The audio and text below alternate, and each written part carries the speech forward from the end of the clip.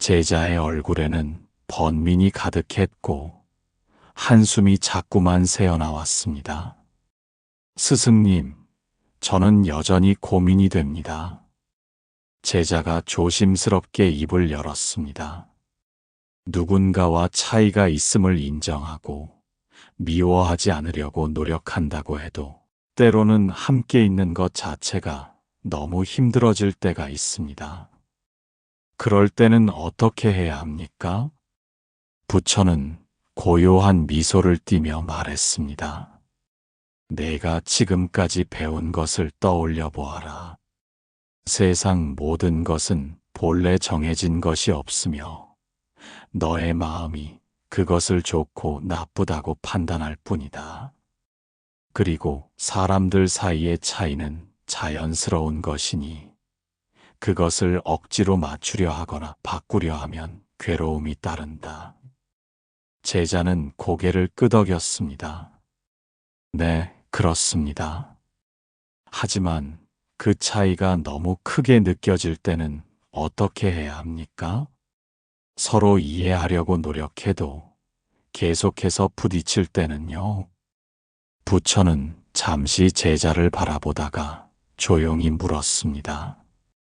너는 강물과 바위를 본 적이 있느냐? 네, 본 적이 있습니다. 강물이 흐르다가 바위를 만나면 그것을 부수고 지나가는 것이 아니라 부드럽게 돌아가거나 감싸 안으며 흐르더군요. 그렇다. 부처는 고개를 끄덕였습니다. 강물은 바위를 밀어내려 하지 않는다. 억지로 부딪히는 것이 아니라 자연스럽게 흐르며 자신의 길을 찾아간다. 사람도 그러해야 한다. 제자는 깨달음을 얻은 듯 눈을 빛내며 물었습니다. 그렇다면 우리가 누군가와 부딪힐 때도 마찬가지라는 말씀이신가요? 부처는 부드러운 미소를 지으며 대답했습니다. 그렇다. 내가 누군가와 부딪힌다면 그 갈등을 억지로 해결하려 하지 말고 자연스럽게 내가 갈 길을 찾아가라. 그것이 강물의 지혜이다. 제자는 한동안 생각에 잠겼습니다. 하지만 스승님, 저는 갈등을 피하는 것이 마치 도망치는 것처럼 느껴집니다.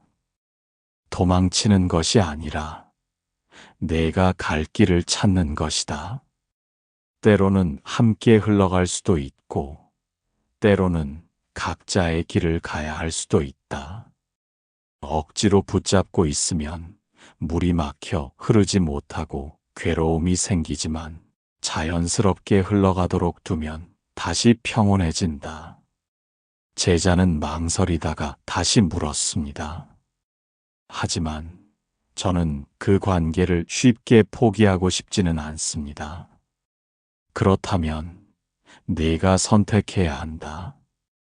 강물이 바위를 만나도 끝까지 머물러 있으려면 바위의 형태를 이해하고 받아들여야 한다. 그것을 원망하며 부딪히려고 하면 스스로 상처를 입을 뿐이다. 너는 무엇을 원하느냐? 제자는 깊은 숨을 내쉬었습니다. 저는 가능하면 조화를 이루며 살고 싶습니다. 하지만 때때로 상대가 저를 이해하려 하지 않거나 저도 상대를 이해할 수 없을 때가 있습니다. 그럴 때는 어떻게 해야 합니까? 부처는 조용히 대답했습니다.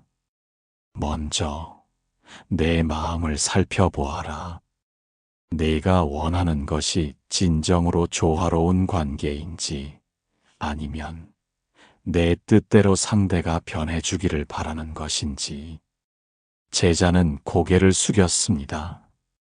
저는 솔직히 말하면 상대가 조금이라도 저에게 맞춰주기를 바라는 마음이 있었습니다. 그렇다면 그것이 바로 갈등의 원인이다. 진정한 조화는 서로의 차이를 이해하고 받아들이는 데서 온다. 상대가 변하기를 바라는 것은 결국 내 마음의 집착일 뿐이다. 상대가 변하지 않더라도 내가 평온할 수 있다면 그 관계는 조화를 이룰 것이다. 제자는 한참을 생각하다가 다시 물었습니다. 하지만 상대가 계속 저를 힘들게 하면 어떻게 해야 합니까? 강물이 바위를 만나 흘러가지 못하면 어떻게 하느냐? 다른 길을 찾아갑니다. 그렇다. 내가 계속해서 괴로움을 느낀다면 그 관계를 유지하는 것이 반드시 옳은 것은 아니다.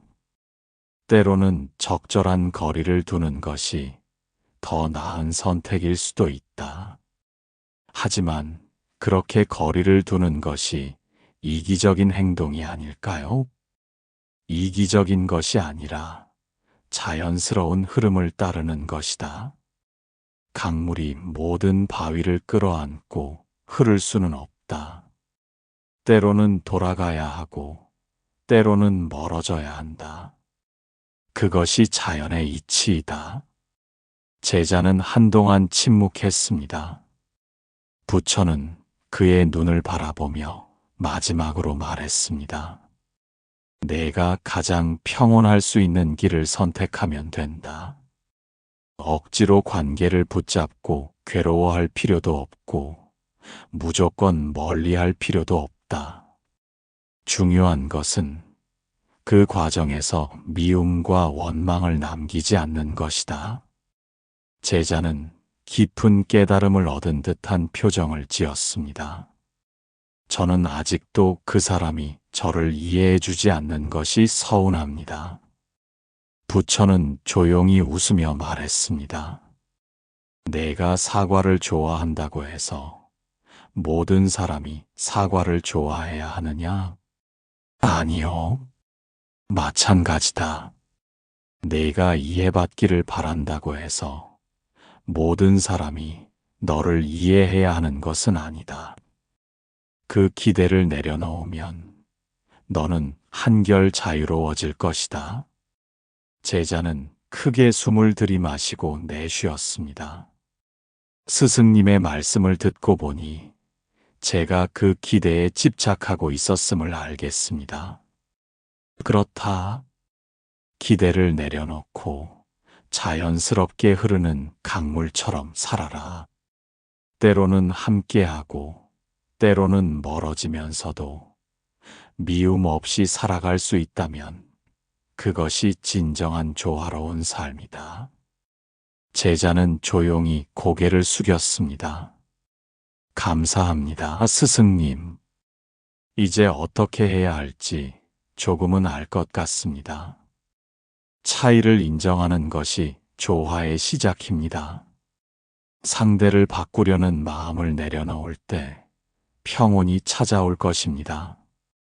강물처럼 자연스럽게 흐르며 미움 없이 살아가도록 하세요.